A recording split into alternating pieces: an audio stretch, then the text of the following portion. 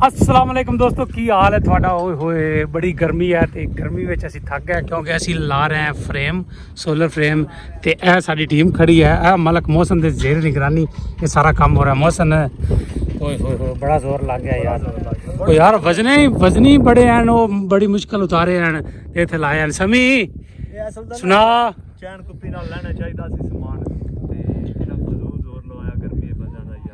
बस यार कोई वाधा घाटा हो जाता है चैन कुप्पी हैगी सी असल ते उनका खड़वंजा जा कोनी सी उन्होंने की तरपाई कोनी सी जनैद तेरा फिर मैच अज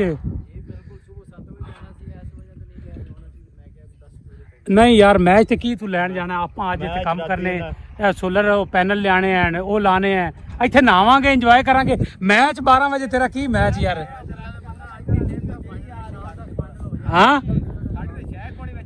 हाँ रिजवान है सुना लो जी थोड़ा दिन 12 बजे केड़ा मैच है मैनू ये दसो आ 2 महीने होए तेरी शादी नू दिन 12 बजे केड़ा मैच हुंदा है जो अगे वो हाथ हुंदा किथे गया ओंदा 12 बजे दा मैच हाथ ने यार इत्थे टिकाया होया है ते आपां रोकने इन्नू ठीक है लो जी है साडा पैनल है खुल गया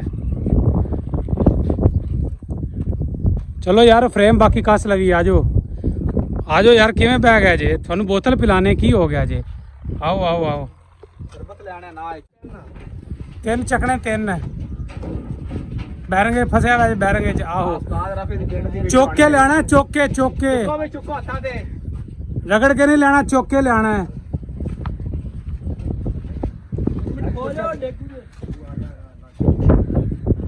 मौसम हाथ पा यार हाथ पा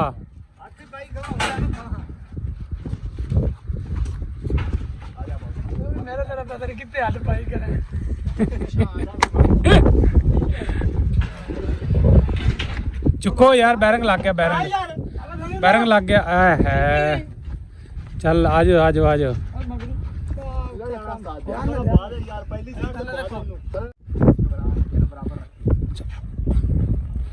ओनू ना देना छेक बस चलो यार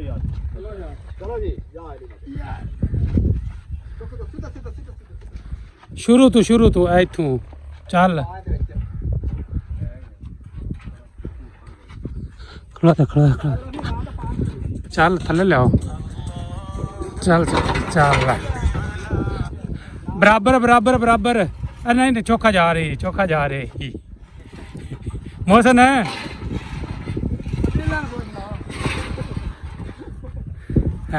ठीक हो गया Later.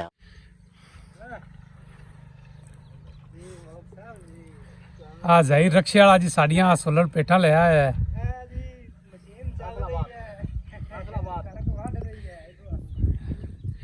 पैनल सारे ट्राले दे नाल ला दो ट्राले दे नाल हाँ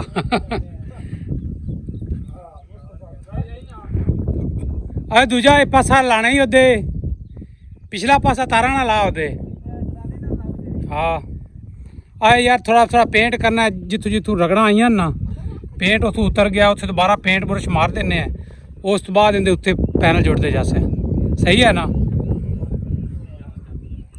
तोड़ दिता ही कर्मा लिया तेनू ऐसे बिजली का झटके लवाने ने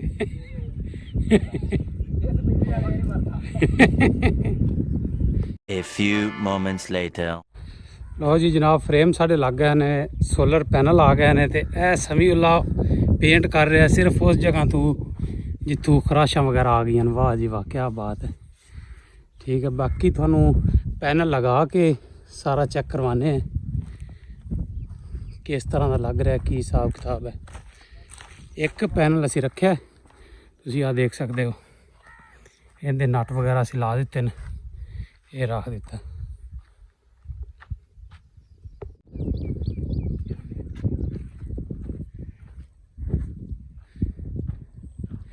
ये जी सोलर पैनल हमारा एक पोल खुल गया है एक पे 12 पैनल लगे हुए हैं साथ मोहम्मद अहमद ख्याल खड़ा है The next day.